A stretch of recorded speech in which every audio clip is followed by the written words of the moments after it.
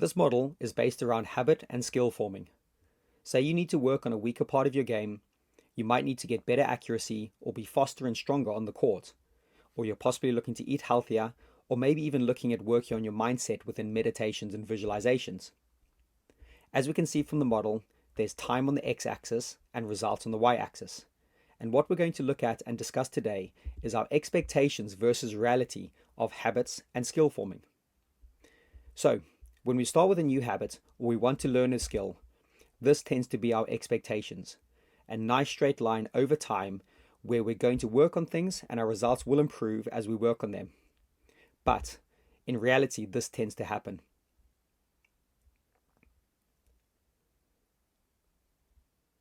So when our reality drops below our expectations, we go into this doubt and questioning phase. On the other hand, when our reality surpasses our expectations, we tend to gain some confidence and get a bit of momentum with what we're doing.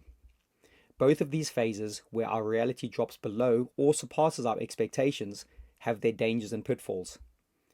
When our reality drops below our expectations, we start to lack confidence, we get frustrated, and there's a real threat of us giving up. But on the other hand, there is an assumption that when we gain confidence, when we've got momentum, that we've arrived and we may have mastered the skill, and we can actually become a bit overconfident and complacent. This is a very dangerous phase, and I call it the fluctuating period. There are a lot of inconsistencies, and this is where people either tend to give up or fall back into their old habits. This is where you need to be able to exhibit bounce back ability when things aren't going right, to be able to stick to the task, to show resilience, and to be able to master the art of showing up.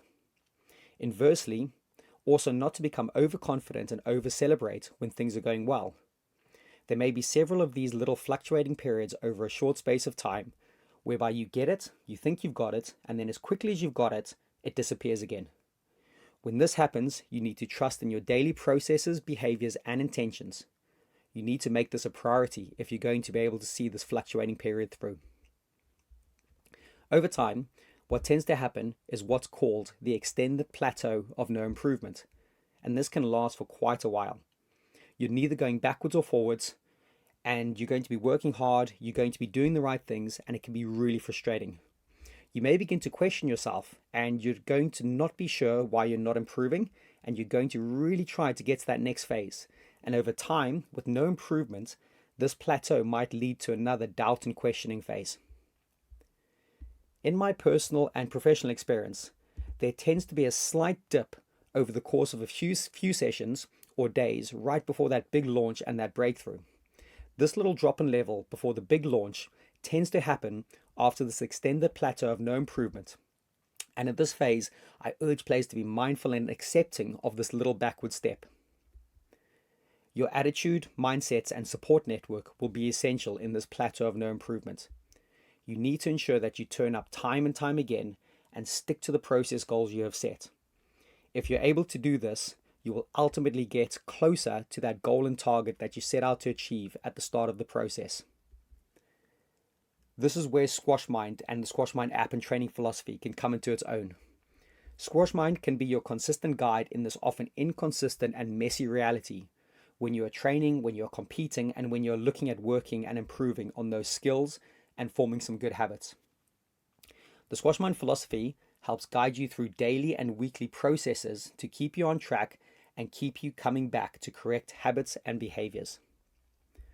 Goal setting and trusting in the process goals will help you in that doubt and questioning phase, but it will also keep you grounded and focused in the confidence and momentum phase.